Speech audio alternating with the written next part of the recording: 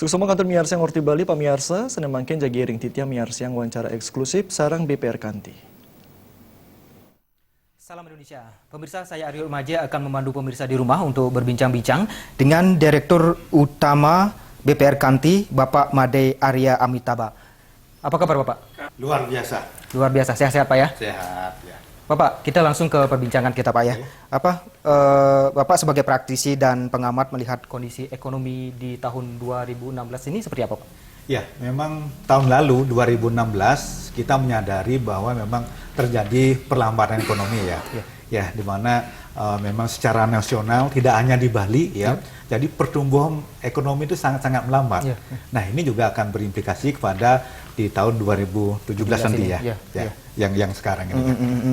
Nah, Bapak, kita kan melihat BPR ini sendiri, BPR Kanti pertumbuhannya jauh melesat di atas rata-rata. Apa sih yang dilakukan oleh BPR Kanti ini untuk meningkatkan rata-rata ekonomi nasional ini? Ya, tahun 2016 ya pertumbuhan kita memang cukup besar ya, di mana kalau kita melihat dari BPR Bank Pegadaian Rakyat ya, BPR Kanti memiliki pertumbuhan yang cukup fantastis ya, 23% ya. Jadi lebih jauh lebih tinggi dari pertumbuhan secara nasional ya. Secara nasional sekitar 8,4% ya, dan Bali ya hanya tumbuh 7% ya. Bahwa kita malah tumbuh 23% dari sisi perkreditan ya. Sedangkan dari sisi dana pihak ketiga, pengumpulan dana masyarakat baik dalam bentuk tabungan, baik dalam bentuk deposito ya, kita juga tumbuh 30% ya. Di mana secara nasional 16%, secara pertumbuhan Bali 12% ya. Jadi pengumpulan dana pihak ketiga kita juga cukup bagus ya. Dan aset pun kita tumbuh juga jauh di atas baik dari secara nasional maupun pertumbuhan Bali yang kurang lebih 30% itu ya. Nah, apapun yang terjadi tahun 2016 tempo hari ya, kita melihat adalah pertumbuhan yang begitu lambat ya. Kita di BPR Kanti ya tidak boleh ya. Ketika kita menyadari pertumbuhan yang melambat, kita tingkatkan lagi upaya kita ya. Betul, jadi dengan menggerakkan, dengan mengoptimalkan segala upaya yang kita lakukan ya. Bahwa pertumbuhan kita yang 30%, rata-rata 30% di tahun 2016, tahun kemarin ini tidak bisa dilepaskan dari strategi kita yang dimulai di akhir tahun 2014 di mana di akhir tahun 2014 kita membuka kantor-kantor ya, baik itu ada di Mengui, baik itu ada di Kerobokan, baik itu ada di Kute ya, relokasi kantor cabang di Denpasar ya, dan juga kita melakukan renovasi di kantor Kasukowati. Ini juga memberikan pengaruh yang luar biasa. Nah, sehingga kita mampu untuk mencapai pertumbuhan yang cukup bagus di tahun 2016 ya. Jadi kita berpikiran bahwa konsep kita ketika kita melihat pertumbuhan yang lambat, kita lipat gandakan lagi pergerakan semangat kita. Terus Pak, ini kan 2016 sudah terlewati. Ini kan di tahun 2017, apa upaya yang akan dilakukan oleh BPR Kanti sendiri? Ya, tentu 2017 ini tidak bisa dilepaskan dari sisi ini, dari sisi dari sisi ekses dari tahun 2016 ya. Jadi ini pertumbuhan yang melambat di tahun 2016, sedangkan kita posisinya bagus di tahun 2016. Nah, ini tetap kita akan jaga terpelihara di tahun 2017 ini ya, bahwa ekses dari 2016 ini juga mempengaruhi 2017 ya. Jadi kita selalu akan meningkatkan ya, bahwa di samping perluasan jaring kantor yang kita lakukan di tahun 2017 ya, di mana kita akan membuka beberapa kantor lagi, baik kantor cabang ya di Tabanan, baik kantor kas di Pomogan. Nah, ini untuk di semester pertama di tahun 2017 ini ya. Dan kita melihat juga bahwa dengan ekses 2016 ini kita selalu akan meningkatkan untuk di tahun 2017 ini ya. Jadi strategi kita adalah bagaimana meningkatkan dari tahun 2017 ini. Kita akan melaunching suatu produk khusus ya. Apa itu Pak? Ya, itu kita akan membuat suatu divisi khusus dari si Yap. mikro. Ya, di mana kredit mikro kita akan menyasar kredit mikro. Ya, kita sudah meng-hire orang yang kompeten, ya, yang khusus nanti membidangi di divisi mikro ini. Yap. Ya, kita akan menyalurkan kredit mikro, ya, dengan bekerja sama dengan koperasi-koperasi. Yap, Ya. yap. Jadi nanti BPR Kanti ini akan membuka LinkedIn program, ya, penyaluran dana kredit ke masyarakat mikro Yap. melalui jaringan kerjasama dengan para koperasi. Ya. Itu dari sisi kita akan membuka kredit mikro. Di sisi lain bahwa kita juga akan mengoptimalkan dana penghimpunan pihak ketiga. Ya, kita akan melakukan strategi-strategi tabungan arisanku, berhadiah mobil, berhadiah motor, ya, sehingga ini menjadi porsi yang cukup bagus untuk di tahun 2017 ini. Ya, itu yang kita lakukan kurang lebih, ya, di samping perluasan jaringan kantor, ya.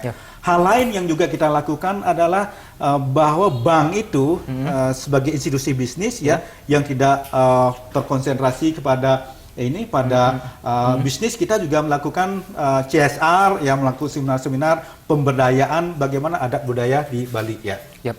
Pak, ini kan terakhir mungkin target-target serta produk-produk, peningkatan produk-produk yang akan dilakukan oleh BPR Kanti ke depannya? Ya. Untuk ke depan, ya, karena kita BPR Kanti adalah posisinya adalah untuk tidak hanya di bisnis, ya. Kita 2017 ini kita mengundang bergabung bankir-bankir terbaik di seluruh Pulau Dewata ini, ya, untuk bergabung di kita akan optimalkan untuk dari sisi ketika dia berpotensi, kita akan kembalikan ke daerah-daerahnya, di daerah-daerah tersebut, di kabupaten-kabupaten tersebut, kita akan buka kantor-kantor, sehingga nanti BPR Kanti ada jaringan pelayanannya ada di seluruh Bali, yang mana nanti akan diisi oleh bankir-bankir terbaik, putra-putri Bali yang benar-benar merupakan putra daerah, sehingga tidak ada lagi alasan putra-putra Bali, ya. Jadi yang berkarir di sisi perbankan ini tidak ada alasan lagi dia tidak bisa memperkuat adat dan budayanya, ya. Ketika dia ada di daerahnya, dia bekerja di daerahnya, dia akan optimalkan potensi daerahnya, di situ dia akan bisa sekaligus akan memperkuat adat dan budaya di daerah tersebut.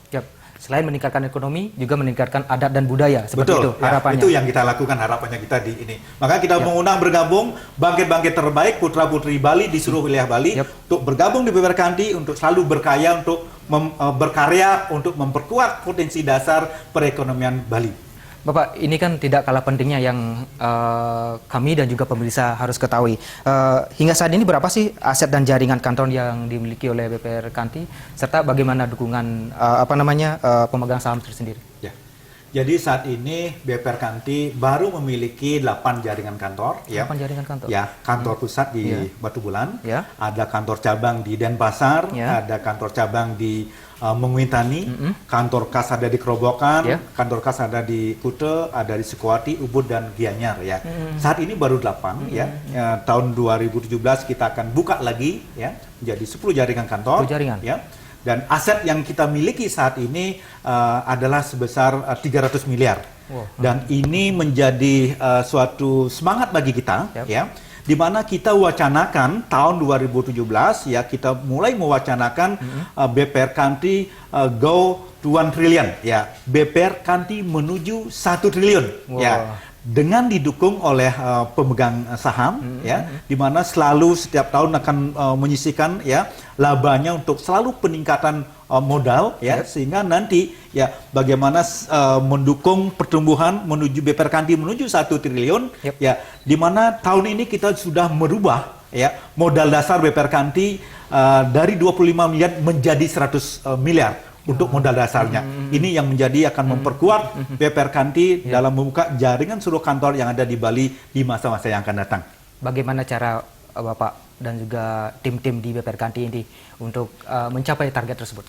Ya, untuk mencapai target tersebut, di samping penguatan dari sisi permodalan, ya, akan peningkatan dari SDM, ya, kita akan selalu melakukan pendidikan diklat, ya, dan juga akan ditambah dengan kita selalu mengoptimalkan dari informasi teknologi, dari IT-nya, di mana ke depan BPR Kanti, nasabah BPR Kanti itu sudah bisa melakukan ATM dan mobile banking nantinya. Itu yang akan kita lakukan di kemudian hari.